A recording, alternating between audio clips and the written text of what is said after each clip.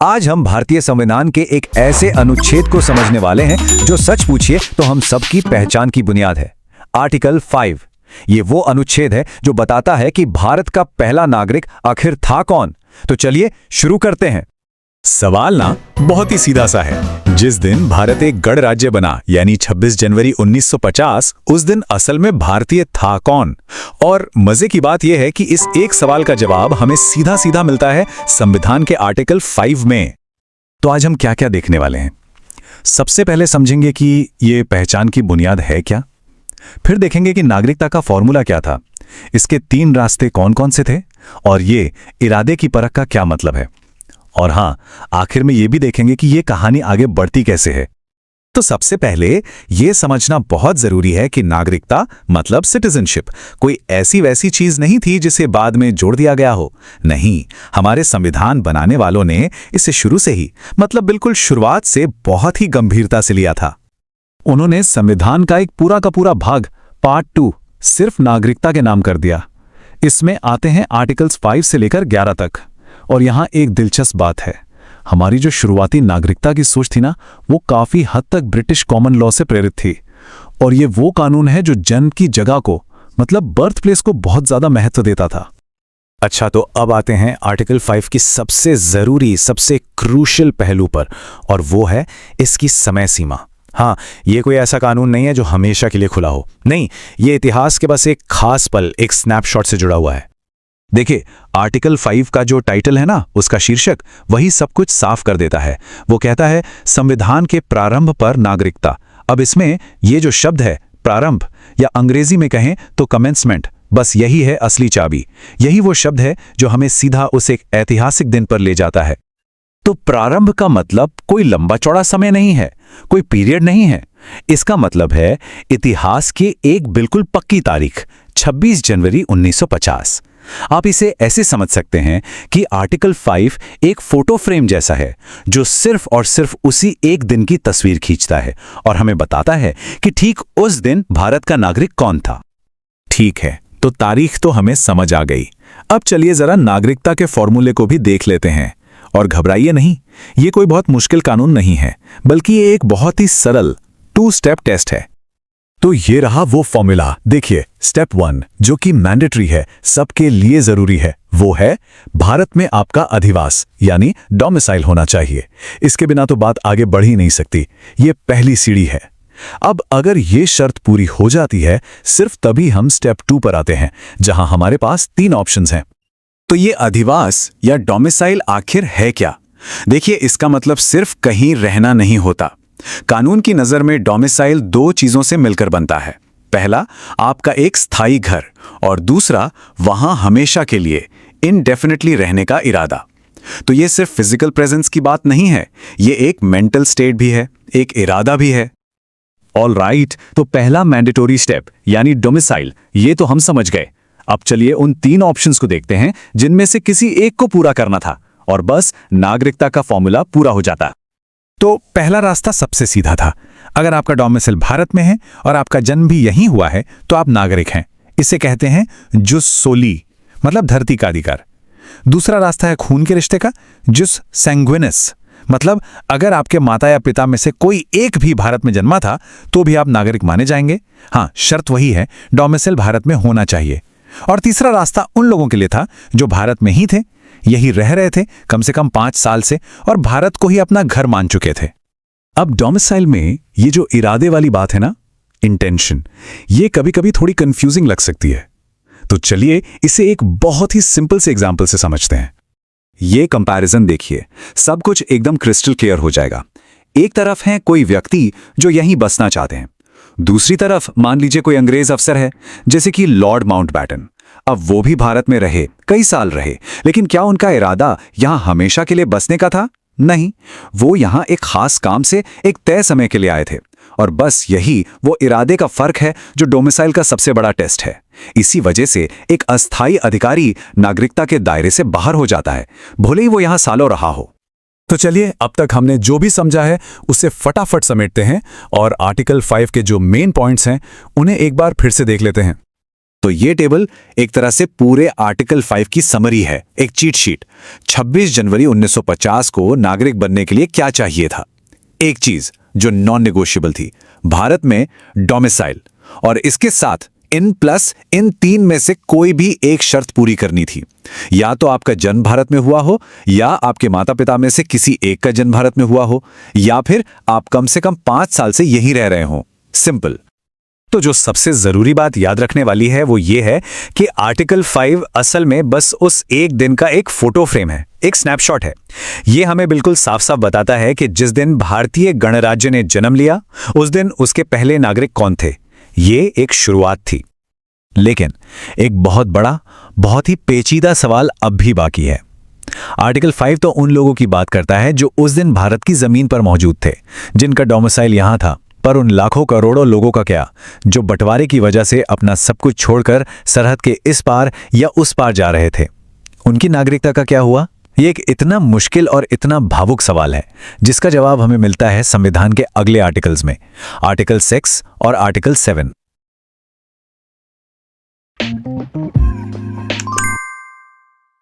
भारत का बंटवारा। सोचिए, ये एक ऐसा दौर था जब लकीरें सिर्फ जमीन पर नहीं बल्कि लाखों लोगों की जिंदगी पर खींची जा रही थीं। उस पूरी उथल-पुथल के बीच जब लोग अपना सब कुछ छोड़कर एक नई पहचान ढूंढ रहे थे, तब एक बहुत बड़ा सवाल खड़ा था। आखिर भारत का नागरिक है कौन? इस बेहद मुश्किल सवाल का जवाब हमारे संविधान के आर्टिकल 6 में छिपा है। तो आइए आज इसी ऐतिहासिक नियम की परतें खोलते हैं। देखिए, ये सिर्फ एक कानूनी सवाल नहीं था। ये उन लाखों लोगों की कहानी थी जो रातों रात अपने ही घर में, अपनी ही जमीन पर एक तरह से परदेसी हो गए थे।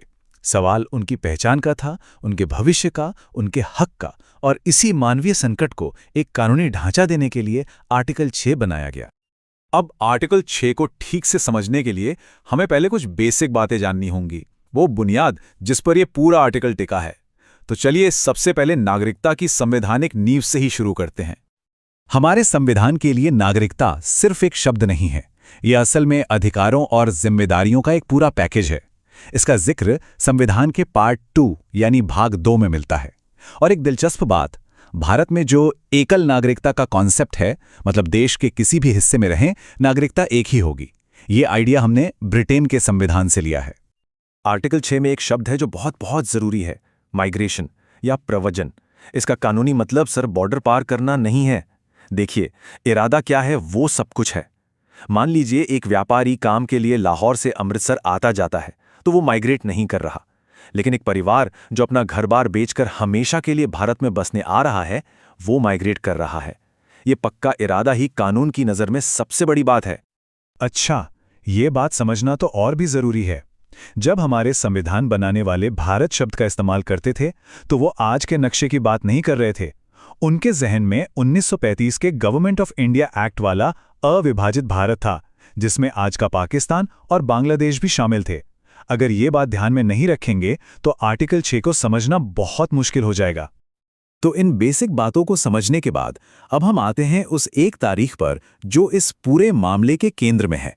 एक ऐसी तारीख जिसने लाखों लोगों की नागरिकता का फैसला कर दिया। 19 जुलाई 1948। ये सिर्फ एक कैलेंडर की तारीख नहीं है, ये भारतीय नागरिकता के इतिहास का एक टर्निंग पॉइंट है। इस तारीख को दिमाग में बैठा लीजिए, क्योंकि आर्टिकल 6 की पूरी कहानी इसी के इर्द गिर्द घूमती है। जी हाँ, ये कोई मामूली तारीख नहीं थी। ये वो लक्ष्मण रेखा थी जिस पर आर्टिकल 6 का पूरा लॉजिक टिका हुआ है। क्यों? क्योंकि इसी दिन भारत ने एक परमिट सिस्टम लागू किया था। मतलब अब दोनों देशों के बीच जो बेरोक-टोक आना जाना था, वो खत्म हो गया। अब किसी को भी सीमा पार करने के लिए इजाजत लेनी पड़ती थी। बस इसीलिए ये तारीख नागरिकता तय करने के लिए एक नेचुरल कट ऑफ पॉइंट बन गई। और इसी एक तारीख ने नागरिकता पाने के 2 बिल्कुल अलग रास्ते बना दिए। एक रास्ता उन लोगों के लिए जो इस तारीख से पहले भारत आ गए, और दूसरा उनके लिए जो इस तारीख को या उसके बाद आए। आइए अब इन दोनों रास्तों को जरा डिटेल में समझते हैं। तो नियम बहुत सीधा सा था।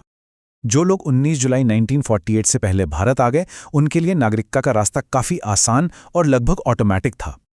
लेकिन जो लोग इस तारीख के बाद आए, उन्हें एक फॉर्मल प्रोसेस से गुजरना पड़ा, जिसमें एप्लीकेशन देना और रजिस्ट्रेशन करवाना शामिल था। तो पहले रास्ते की बात करते हैं, ये उन लोगों के लिए था जो 19 जुलाई 1948 से पहले आ गए थे। उनके लिए बस दो सीधी सीधी शर्तें थीं। पहली कि वो खुद या उनके माता पिता या दादा दादी अविभाजित भारत में पैदा हुए हों, और दूसरी शर्त जब से वो भारत आए हैं तब से यहीं सामान्य रूप से रह रहे हों। बस कोई एप्लीकेशन नहीं, कोई रजिस्ट्रेशन नहीं, शर्तें पूरी हुईं और वो नागरिक बन गए। अब आते हैं दूसरे रास्ते पर। ये उन लोगों के लिए था जो 19 जुलाई 1948 को या उसके बाद आए। इनके लिए प्रोसेस थोड़ा लंबा था। जन्म वाली शर्त तो वही थी, लेकिन उन्हें नागरिकता के लिए बाकायदा अप्लाई करना पड़ता था, और अप्लाई करने से ठीक पहले कम से कम 6 महीने भारत में रहना जरूरी था। फिर एक सरकारी अफसर उन्हें रजिस्टर करता था। और हाँ, ये सब कुछ संविधान लागू होने से पहले, यानी 26 जनवरी 1950 से पहले हो जाना चाहिए था। थियोरी तो ठीक है, पर ये नियम असल में काम कैसे करते थे? असली मजा तो इसे कुछ उदाहरणों से समझने में है। तो चलिए कुछ केसेस देखते हैं और इन नियमों को लागू करके देखते हैं। पहला केस, मान लीजिए कोई व्यक्ति जून 1948 में भारत आता है।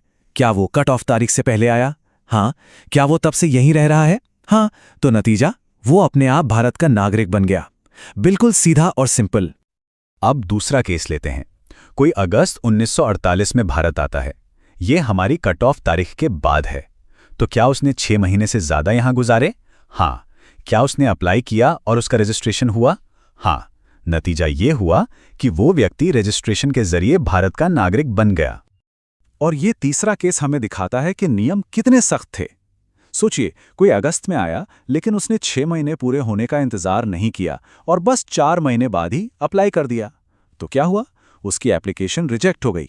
वो नागरिक नहीं बन पाया। मतलब नियमों में कोई ढील नहीं थी। एक भी शर्त अगर पूरी नहीं हुई तो नागरिकता नहीं मिलती थी।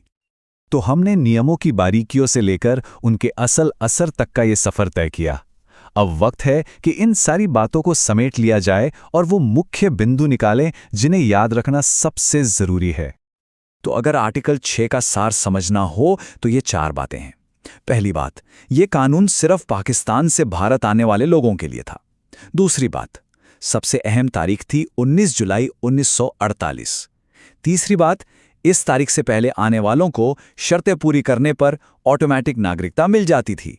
और चौथी बात, इस तारीख को या उसके बाद आने वालों के लिए रजिस्ट्रेशन करवाना जरूरी था। और आखिर में एक सवाल जिस पर सोचना चाहिए, आर्टिकल 6 जैसा ऐतिहासिक कानून जो एक खास संकट के लिए बनाया गया था, वो हमें आज नागरिकता पर होने वाली बहसों के बारे में क्या सिखाता है? शायद यही कि नागरिकता सिर्फ कुछ नियमों का एक सेट नहीं है, बल्कि ये किसी भी देश की बदलती कहानी और उसकी पहचान का एक आईना होती है।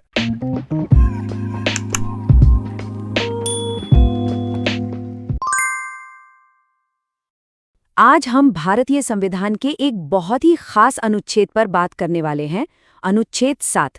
देखिए, ये कोई सूखा सा कानूनी नियम नहीं है। ये वो कानून है जो सीधे सीधे भारत के विभाजन की उथल-पुथल से पैदा हुआ था, और ये उन लाखों लोगों की नागरिकता के सवाल से जुड़ा है जो उस मुश्किल दौर में भारत से पाकिस्तान चले गए थे। चलिए, आज इस ऐतिहासिक कानून की परतों को खोलकर समझते हैं। इसे सिर्फ एक कानून की धारा समझना बहुत बड़ी गलती होगी। असल में ये हमारे इतिहास के सबसे कठिन दौर में से एक के लिए एक सीधी प्रतिक्रिया थी। एक ऐसा कानून जिसे उस जमीनी हकीकत को, उस इंसानी त्रासदी को एक कानूनी ढांचे में लाने के लिए बनाया गया था। तो अनुच्छेद 7 को ठीक से समझने के लिए हम इसे 5 हिस्सों में देखेंगे। सबसे पहले बात करेंगे विभाजन से पैदा हुई नागरिकता की दुविधा की, फिर इसके मुख्य नियम को समझेंगे और उसमें दिए गए खास अपवाद को भी जानेंगे। वापसी की प्रक्रिया क्या थी, ये देखेंगे, और आखिर में बात करेंगे कि आज इस कानून की विरासत क्या है। जरा सोचिए उस वक्त के बारे में। विभाजन ने एक बहुत बड़ा कानूनी खालीपन पैदा कर दिया था। देश की सरहदें रातों रात बदल गईं। लाखों लोग अपना घर बार छोड़कर यहाँ से वहाँ जा रहे थे। ऐसे में जो सबसे बड़ा और ज़रूरी सवाल खड़ा हुआ वो ये था कि आखिर अब भारत का नागरिक है कौन? इस सवाल का जवाब दिए बिना देश का आगे बढ़ना नामुमकिन था। अच्छा, अब ये स्लाइड देखिए। ये समझना बहुत जरूरी है कि अनुच्छेद 7 बाकी नागरिकता के नियमों से अलग कैसे था। देखिए, अनुच्छेद 5 और 6 ये दोनों नागरिकता देने के बारे में थे, यानी ये बता रहे थे कि कौन भारत का नागरिक बन सकता है। इन्हें हम पॉजिटिव क्लॉज कह सकते हैं। लेकिन अनुच्छेद 7 ठीक इसका उल्टा था। ये एक नेगेटिव क्लॉज था, एक फिल्टर था जो ये तय करने के लिए बनाया गया था कि कौन भारत से जाने की वजह से अपनी नागरिकता खो देगा। इस पूरे कानून की जो आत्मा है ना, वो एक शब्द में बसी है, प्रव्रजन। और इसका मतलब सिर्फ एक जगह से दूसरी जगह जाना नहीं है। इसका कानूनी मतलब बहुत गहरा है। इसका मतलब है किसी दूसरे देश में हमेशा के लिए बसने के पक्के इरादे से जाना। और किसी भी इंसान का यही इरादा, यही नीयत ये तय करने के लिए सबसे जरूरी थी कि उस पर अनुच्छेद 7 लागू होगा या नहीं। तो चलिए अब आते हैं अनुच्छेद 7 के सबसे मुख्य प्रावधान पर, वो सख्त नियम जिसने उस दौर में लाखों लोगों की नागरिकता का फैसला एक झटके में कर दिया। इस पूरे नियम का आधार सिर्फ एक तारीख है, 1 मार्च 1947। ये वो तारीख है जो सब कुछ बदल देती है। अब सवाल ये उठता है कि यही तारीख क्यों चुनी गई? ये तो भारत की आज़ादी से भी पहले की है। वजह ये थी कि संविधान बनाने वाले इस हकीकत को जानते थे कि बड़े पैमाने पर पलायन और दंगे 15 अगस्त 1947 का इंतजार नहीं कर रहे थे, वो बहुत पहले ही शुरू हो चुके थे। इसलिए उन्होंने उस तारीख को चुना जब ये उथल-पुथल असल में शुरू हो गई थी। और ये नियम एकदम सीधा और साफ है। ये कहता है कि कोई भी व्यक्ति जो 1 मार्च 1947 के बाद भारत के इलाके से उस इलाके में चला गया जो अब पाकिस्तान का हिस्सा है, उसे भारत का नागरिक नहीं माना जाएगा। कोई अगर मगर नहीं, एकदम सीधी बात। लेकिन कहानी यहाँ खत्म नहीं होती। इस बेहद सख्त नियम के अंदर ही एक बहुत जरूरी और एक तरह से मानवीय अपवाद भी रखा गया था। एक ऐसा रास्ता जिसने कुछ लोगों के लिए भारत वापसी का दरवाजा खुला रखा। हाँ, पर यह अपवाद कोई खुली दावत नहीं थी कि कोई भी कभी भी लौट आए। ये एक बहुत ही नियंत्रित कानूनी प्रक्रिया थी, सिर्फ उन लोगों के लिए जो सच में हमेशा के लिए भारत लौटना चाहते थे। तो कह सकते हैं कि कानून ने वापसी का एक दरवाजा तो दिया, लेकिन उस दरवाजे पर ताला लगा दिया था और उसे खोलने के लिए एक खास चाबी की जरूरत थी। और वो चाबी थी पुनर्वास के लिए परमिट। इसे हिंदी में अनुज्ञा कहा गया। ये सिर्फ एक कागज का टुकड़ा नहीं था, ये एक ऑफिशियल कानूनी दस्तावेज था जो इस बात का पक्का सबूत था कि जो लौट रहा है वो सिर्फ घूमने या रिश्तेदारों से मिलने नहीं, बल्कि हमेशा के लिए भारत को अपना घर बनाने के इरादे से वापस आ रहा है। तो आइए अब देखते हैं कि ये वापसी की प्रक्रिया असल में काम कैसे करती थी। अगर कोई इंसान कानूनी तौर पर वापस आकर अपनी नागरिकता दोबारा हासिल करना चाहता था, तो उसे करना क्या पड़ता था? ये टाइमलाइन इस पूरी कानूनी कहानी की रीढ़ की हड्डी है। चलिए एक एक करके इन तारीखों को समझते हैं।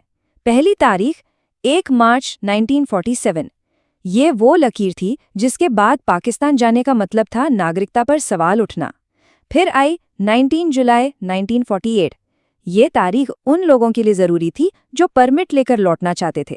और आखिर में 26 जनवरी 1950, जिस दिन हमारा संविधान लागू हुआ और ये सारे नियम देश का स्थायी कानून बन गए। अब यहाँ पे कानून बनाने वालों ने एक बहुत ही चतुर कानूनी तरीके का इस्तेमाल किया, जिसे कहते हैं लीगल फिक्शन। इसका मतलब ये है कि कानून ने एक चीज को मान लिया, भले ही वो हकीकत ना हो। तो कानून ने क्या माना?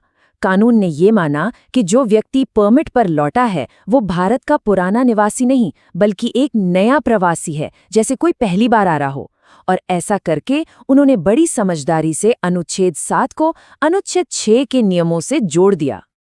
तो पूरी प्रक्रिया इन 4 आसान स्टेप्स में बटी हुई थी।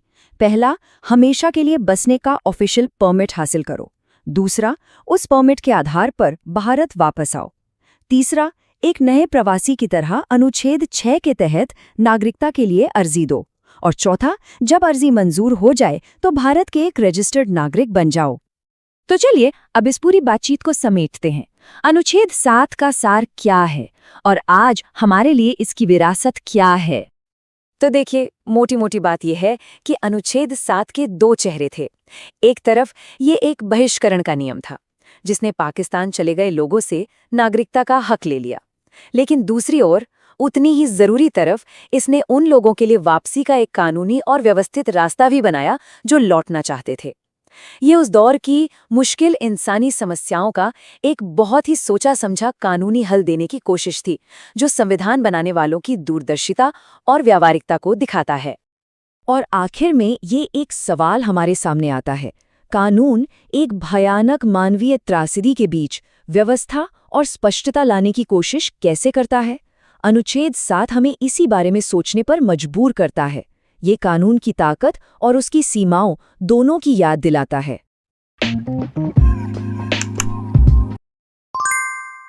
भारत का नागरिक कौन है?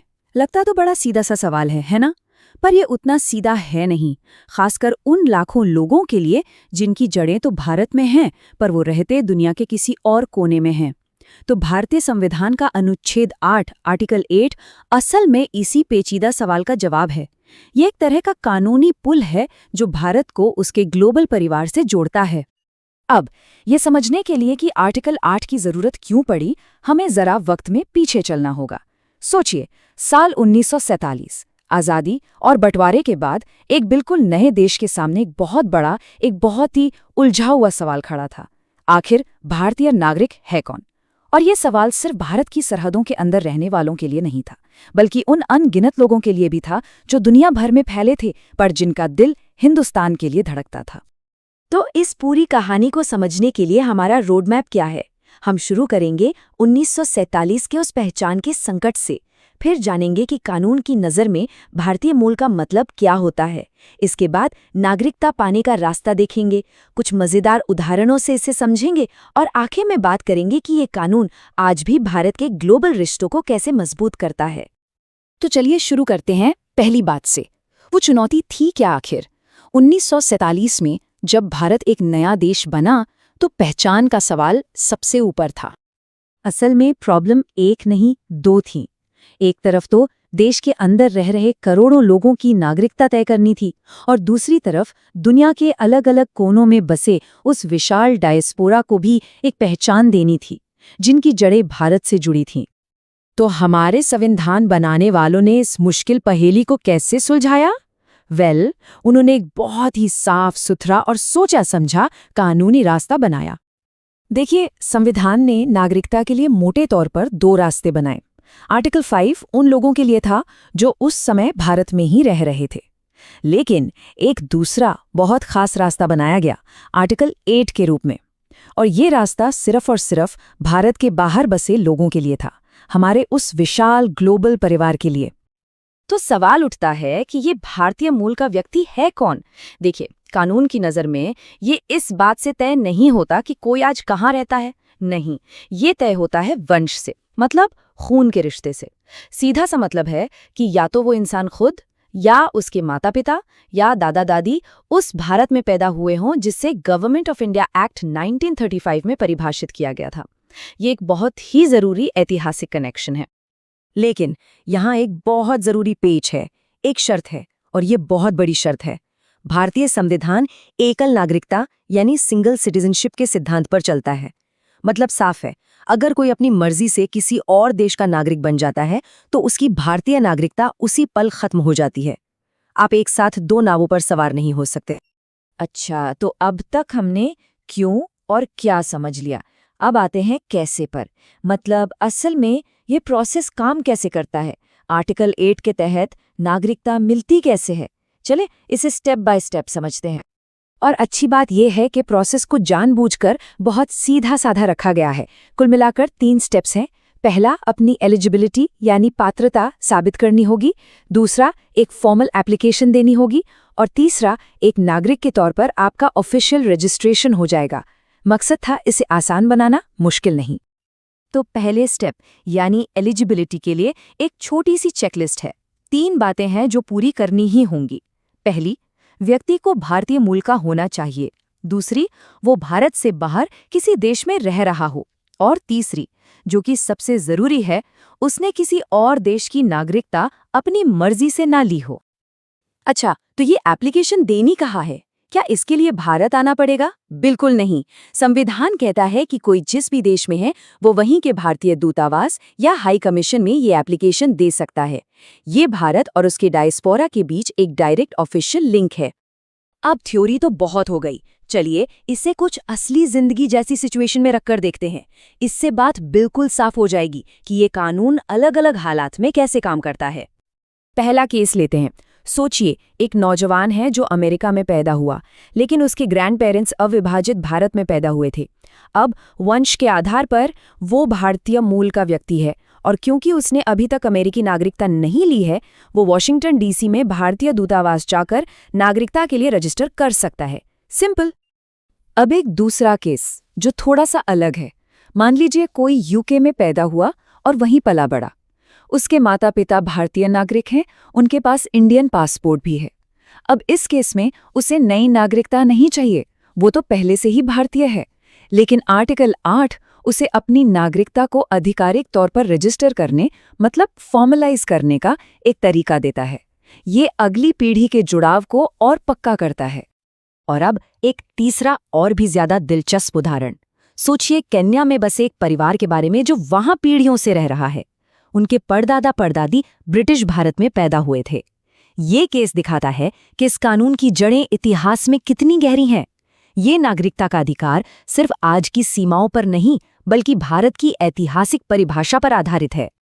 तो अब हम ये तो समझ गए कि ये कानून काम कैसे करता है, पर बड़ा सवाल ये है कि आखिर इसकी जरूरत ही क्यों थी? इसके पीछे की फिलॉसफी क्या है? चलिए अब इस कानून की आत्मा को समझते हैं। जरा उस वक्त के बारे में सोचिए। 1947 में जब भारत आज़ाद हुआ तो दुनिया भर में लाखों लोग थे जिनकी जड़ें भारत में थीं। तो हमारे संविधान निर्माताओं के सामने एक बहुत बड़ा सवाल था कि इस नए देश का अपने इन वैश्विक परिवार के सदस्यों से क्या रिश्ता होगा। आर्टिकल 8 असल में इसी सवाल का जवाब था। तो आर्टिकल 8 का पूरा लॉजिक, इसका पूरा दर्शन एक बहुत ही खूबसूरत संतुलन पर टिका है। एक तरफ इसका मकसद है दुनिया भर में फैले अपने लोगों को ये कहना कि आप हमारे हैं। दूसरी तरफ इसका तरीका है कि वो अपनी निष्ठा, अपनी लॉयल्टी भारत के प्रति घोषित करें। और सबसे ज़रूरी इसकी एक सीमा है कि ये लॉयल्टी बटी हुई नहीं हो सकती।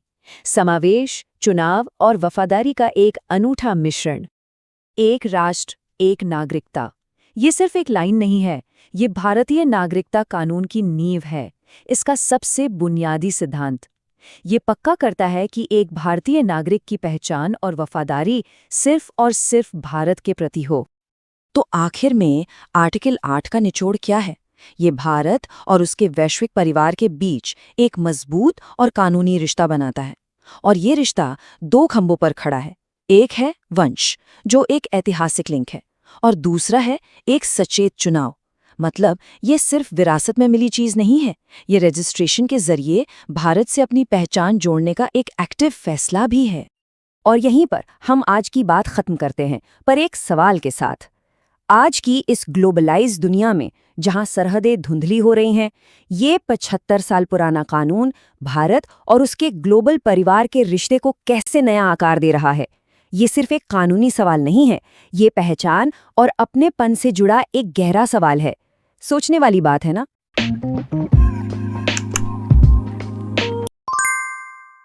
नमस्कार। हमारे संविधान में एक अनुच्छेद है जो नागरिकता के सवाल पर आप कह सकते हैं आखिरी फैसला सुनाता है।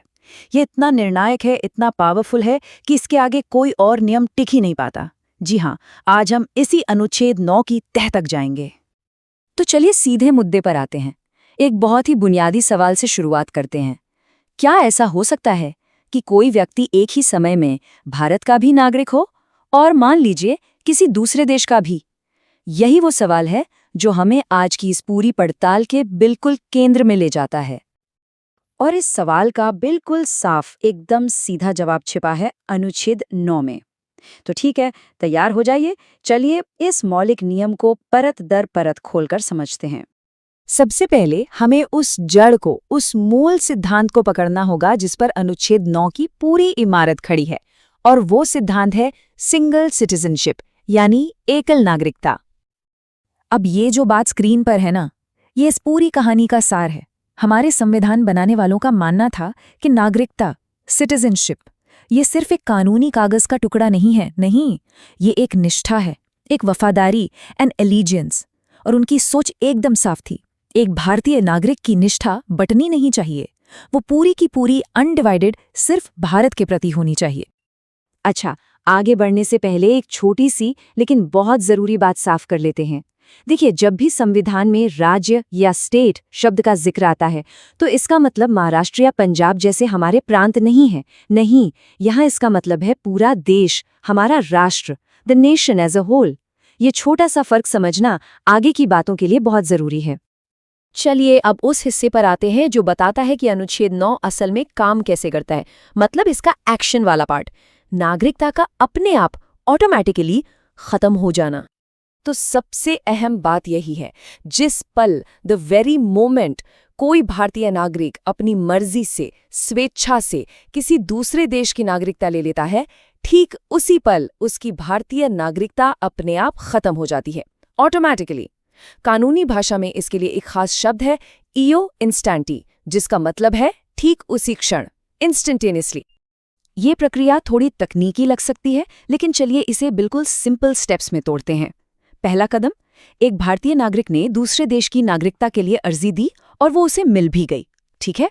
दूसरा, कानून ये मानकर चलता है कि ये एक सोचा समझा फैसला था, कोई गलती नहीं हुई है। तीसरा और सबसे अहम, जिस क्षण विदेशी नागरिकता मिली, ठीक उसी क्षण भारतीय नागरिकता खत्म।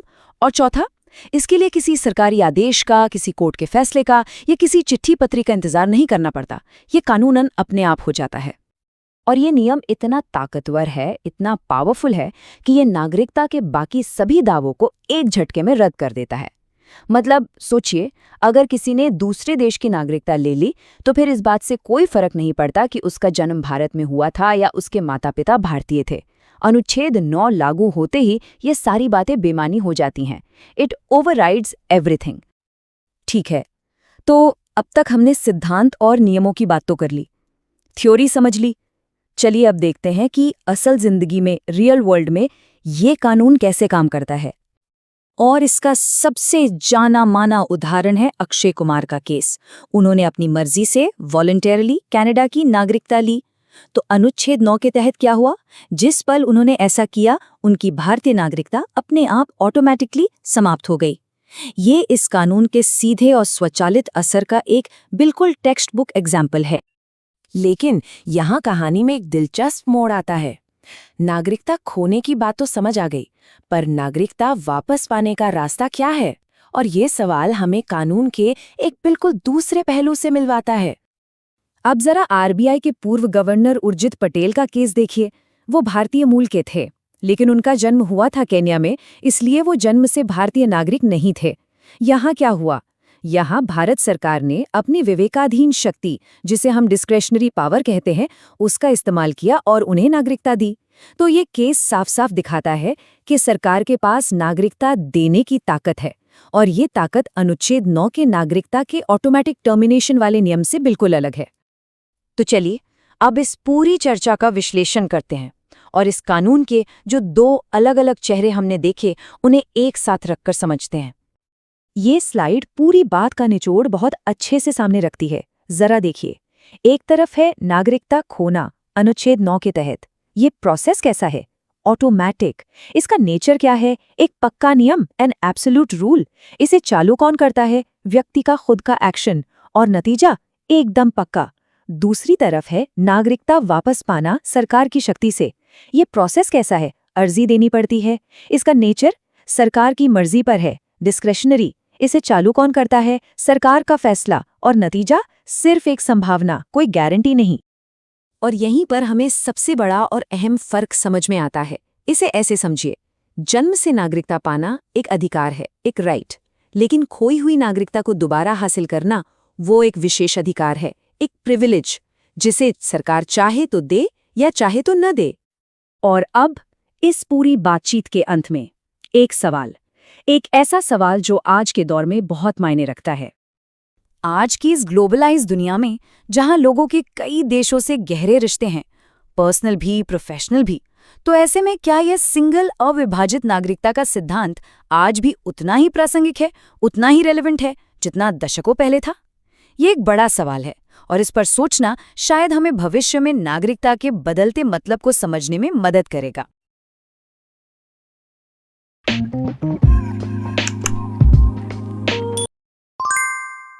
सोचिए, भारतीय संविधान में एक ऐसा अनुच्छेद है जो एक तरफ तो नागरिकता की पक्की गारंटी देता है, लेकिन उसी सांस में ये भी कहता है कि संसद चाहे तो इस नागरिकता को छीन भी सकती है। थोड़ा अजीब लगता है ना? तो आज हम इसी बहुत ही जरूरी और दिलचस्प आर्टिकल यानी अनुच्छेद 10 की गहराई में उतरने वाले हैं। ये एक ऐसा सवाल है जो कभी न कभी हम सबके मन में आता है। क्या किसी की भारतीय नागरिकता वाकई छीनी जा सकती है? इस बड़े और मुश्किल सवाल की जड़ें कहीं न कहीं इसी आर्टिकल 10 में छिपी हैं। तो चलिए आज इसकी एक-एक परत को खोलकर देखते हैं। इस पूरे विषय को आसानी से समझने के लिए हम अपनी चर्चा को इन 5 हिस्सों में देखेंगे। पहले तो ये विरोधाभास क्या है, फिर नागरिक कौन होता है, उसके बाद आर्टिकल 10 का असली राज क्या है, असल जिंदगी में यह कानून कैसे काम करता है, और आखिर में शक्ति और संतुलन का पूरा खेल। तो चलिए पहले हिस्से से शुरू करते हैं, नागरिकता का विरोधाभास। असल में यही वो बुनियाद छिपी है जो ये तय करती है कि हमारी नागरिकता एक पक्का अधिकार है या फिर कुछ शर्तों पर टिकी है। और ये समझना भी जरूरी है कि ये अनुच्छेद तब बना था जब देश आज़ाद ही हुआ था और उसका भविष्य गढ़ा जा रहा था। ये आर्टिकल आप देखिए एक बहुत मजबूत भरोसा देता है। ये कहता है कि अगर कोई नागरिक है तो वो नागरिक बना रहेगा। बिल्कुल सीधी सी बात। लेकिन, और ये जो लेकिन है ना, बस यही सारा खेल है, क्योंकि इसी एक शब्द में एक ऐसी शर्त छिपी है जो पूरी कहानी को पलट सकती है। अच्छा, आर्टिकल 10 को ठीक से समझने से पहले ये जानना बहुत जरूरी है कि संविधान की नज़र में आखिर नागरिक है कौन। तो चलिए पहले इस नींव को पक्का कर लेते हैं। तो नागरिक कौन है? देखिए, संविधान के हिसाब से कोई भी व्यक्ति जो जन्म से या अपने वंश के आधार पर या रजिस्ट्रेशन करवाकर या फिर देशीयकरण के जरिए भारत का नागरिक बना है, आर्टिकल 10 उन सब पर लागू होता है। मतलब ये सिर्फ उन लोगों के लिए है जो पहले से ही भारत के नागरिक हैं। अब आते हैं मुद्दे की बात पर, सीधे आर्टिकल 10 के दिल में। अब हम इस अनुच्छेद के कानूनी शब्दों को तोड़कर बिल्कुल आसान भाषा में समझेंगे ताकि इसका असली मतलब सामने आ सके। जरा इस लाइन पर गौर कीजिए। यही वो लाइन है जो इस पूरे आर्टिकल की जान है। लिखा है कि कोई भी व्यक्ति संसद द्वारा बनाए जाने वाली किसी भी विधि के उपबंधों के अधीन रहते हुए नागरिक बना रहेगा। इसका सीधा सा मतलब ये है कि नागरिकता तो बनी रहेगी, लेकिन हमेशा संसद के बनाए कानूनों के दायरे में रहकर। अगर इसे और भी आसान बनाना है तो चलिए इसे 3 हिस्सों में तोड़कर देखते हैं। पहला, पुष्टि। ये आर्टिकल इस बात को पक्का करता है कि हाँ, कोई व्यक्ति नागरिक है। दूसरा, अधिकार। ये नागरिकता पर कानून बनाने की सबसे बड़ी पावर हमारी संसद को देता है।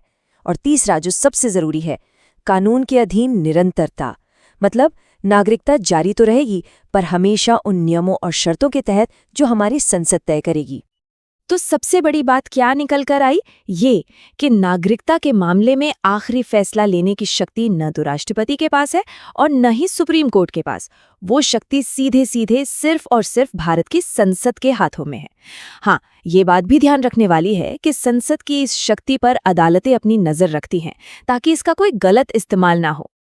ठीक है, तो थ्योरी तो समझ में आ गई, लेकिन असल दुनिया में प्रैक्टिकली इसका क्या मतलब है? ये कानून काम कैसे करता है? चलिए अब सिद्धांत से निकलकर जरा व्यवहार में आते हैं। यहाँ हमें 2 बिल्कुल अलग अलग तस्वीरें समझनी होंगी। एक तरफ है हम आप जैसे आम कानून का पालन करने वाले नागरिक। ऐसे लोगों के लिए आर्टिकल 10 एक सुरक्षा कवच है, एक ढाल की तरह। उनकी नागरिकता पूरी तरह महफूज है।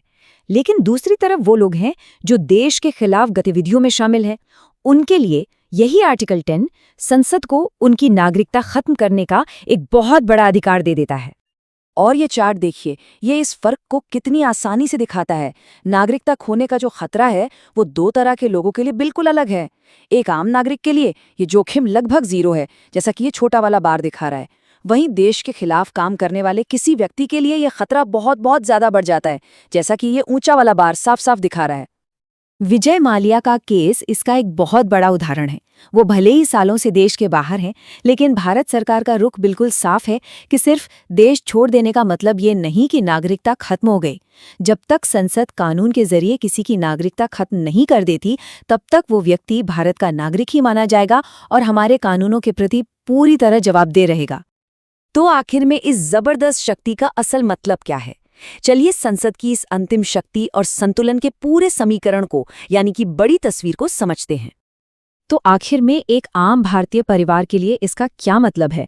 इसका मतलब है सुरक्षा, एक तरह का सुकून। नागरिकता एक विरासत की तरह है जो एक पीढ़ी से दूसरी पीढ़ी को मिलती है। ये एक पीढ़ीगत अधिकार है जो सुरक्षित है। हाँ, इसे खोने का जो सबसे आम तरीका है वो ये है कि अगर कोई अपनी मर्जी से, स्वेच्छा से किसी और देश की नागरिकता ले ले, ये बात सरकार द्वारा नागरिकता रद्द किए जाने से बिल्कुल अलग है। और यहीं पर आकर हम एक बहुत बड़े सवाल के साथ इस चर्चा को खत्म करते हैं। एक तरफ है एक नागरिक का मौलिक अधिकार और दूसरी तरफ है देश की सुरक्षा के लिए संसद को दी गई सर्वोच्च शक्ति। इन दोनों के बीच वो सही संतुलन, वो सही बैलेंस कहाँ पर है? ये एक ऐसा सवाल है जिस पर हमारे कानून बनाने वाले और हम सब नागरिक हमेशा सोचते रहेंगे, और शायद यही एक मजबूत लोकतंत्र की सबसे बड़ी निशानी भी है। नमस्कार, आज हम बात करेंगे भारतीय संविधान के एक बहुत ही बुनियादी सवाल पर। नागरिकता मतलब ये कौन तय करता है कि कोई व्यक्ति भारत का नागरिक है या नहीं? ये अधिकार आखिर है किसके पास? तो सीधा सवाल यही बनता है कि भाई भारतीय नागरिकता पर कानून बनाने की जो अल्टीमेट पावर है वो किसके हाथ में है? ये कोई छोटा मोटा सवाल नहीं है, ये हमारी नेशनल आइडेंटिटी से जुड़ा एक बहुत ही जरूरी सवाल है। क्या ये पावर देश के राष्ट्रपति के पास है जो हमारे हेड ऑफ स्टेट हैं, या फिर प्रधानमंत्री जो सरकार के मुखिया होते हैं? अच्छा, तो क्या इसका फैसला हमारी अदालतें करती हैं, मतलब सुप्रीम कोर्ट, हाई कोर्ट? क्या ये जुडिशरी के हाथ में है? तो देखिए, इन सारे ऑप्शंस में से ना हमारा संविधान एक बिल्कुल क्लियर, एकदम सीधा जवाब देता है, और वो जवाब है संसद। जी हाँ, ये पावर सिर्फ संसद के पास है। और संसद को ये ताकत कहाँ से मिलती है? ये ताकत मिलती है सीधे सीधे संविधान से ही, खास तौर पर आर्टिकल 11 से। यही वो आर्टिकल है जो इस पूरी पावर का सोर्स है। तो ये आर्टिकल 11 आखिर कहता क्या है? देखिए, बहुत सिंपल भाषा में ये कहता है कि नागरिकता कैसे मिलेगी, यानी उसका एक्विजिशन कैसे खत्म होगी, यानी टर्मिनेशन, या नागरिकता से जुड़ा कोई भी दूसरा मामला हो, उस पर कानून बनाने का पूरा अधिकार सिर्फ और सिर्फ भारत की संसद के पास होगा। तो ठीक है, संसद के पास सुप्रीम पावर है, पर इस सुप्रीम पावर का असल में मतलब क्या है? चलिए इसको थोड़ा और खोलकर समझते हैं कि प्रैक्टिकली ये अधिकार काम कैसे करता है। देखिए, ये पावर ना बहुत बड़ी है। इसका मतलब ये हुआ कि संसद ही तय करेगी कि नागरिकता मिलेगी कैसे, वो कौन से हालात होंगे जिनमें किसी की नागरिकता छीनी जा सकती है, और तो और जो एनआरआई हैं या भारतीय मूल के लोग हैं उनके लिए क्या नियम कानून होंगे। मतलब नागरिकता से जुड़ा A to Z सब कुछ संसद के कंट्रोल में है। संविधान में लिखी ये जो लाइन है ना, ये बहुत पावरफुल है। इसका सीधा सा मतलब ये है कि संविधान का कोई दूसरा हिस्सा या कोई और कानून, कोई भी नागरिकता के मामले में संसद की इस स्पेशल पावर को कम नहीं कर सकता, उसे लिमिट नहीं कर सकता। ये पावर पूरी तरह से एक्सक्लूसिवली संसद के पास ही रहेगी। चलिए अब एक रियल लाइफ एग्जाम्पल देखते हैं कि कैसे संसद ने अपनी इस कॉन्स्टिट्यूशनल पावर को यूज किया। तो ये देखिए, पूरी चेन एकदम साफ है। सबसे पहले संविधान के आर्टिकल 11 ने संसद को पावर दी, फिर संसद में इसी पावर का इस्तेमाल किया, और नतीजा क्या हुआ? बना द सिटीजनशिप एक्ट ऑफ 1955, यानी नागरिकता अधिनियम 1955। एकदम सीधा कनेक्शन है। तो हमने आर्टिकल 11 देख लिया, उसका दायरा समझ लिया और एक उदाहरण भी देख लिया। इन सब के बाद सबसे जरूरी बात, मतलब जो कोर टेक अवे है, वो क्या है? बस एक लाइन में अगर समझना हो तो वो ये है, भारतीय नागरिकता को लेकर कोई भी कानून बनाने का अधिकार सिर्फ और सिर्फ संसद के पास है। ये पावर किसी के साथ शेयर नहीं की गई है, न राज्यों के साथ, न किसी और बॉडी के साथ। ये एक्सक्लूसिव पावर है। अच्छा, तो संसद ने जो ये 1955 का एक्ट बनाया है ना, उसी में बताया गया है कि नागरिकता कैसे कैसे मिल सकती है। कुल 5 तरीके हैं: जन्म से, वंश के आधार पर, रजिस्ट्रेशन से, नेचुरलाइजेशन से, और अगर कोई नया इलाका भारत में शामिल हो जाता है तो वहाँ के लोगों को। और हाँ, जिस तरह नागरिकता पाने के तरीके हैं, उसी कानून में नागरिकता खत्म होने के भी 3 तरीके बताए गए हैं। जैसे कि कोई खुद अपनी नागरिकता छोड़ दे, या किसी दूसरे देश की नागरिकता ले ले, या फिर कुछ खास मामलों में सरकार किसी को नागरिकता से वंचित कर दे। तो ये सब जानने के बाद आखिर में एक बड़ा सवाल दिमाग में आता है ना, कि आखिर हमारे संविधान निर्माताओं ने नागरिकता जैसा इतना बड़ा और सेंसिटिव मुद्दा, इसकी पावर सिर्फ और सिर्फ संसद को ही क्यों दी, किसी और को क्यों नहीं? इस सवाल पर सोचना हमें अपने संविधान के पीछे की सोच को, उसके डिजाइन को और गहराई से समझने का मौका देता है।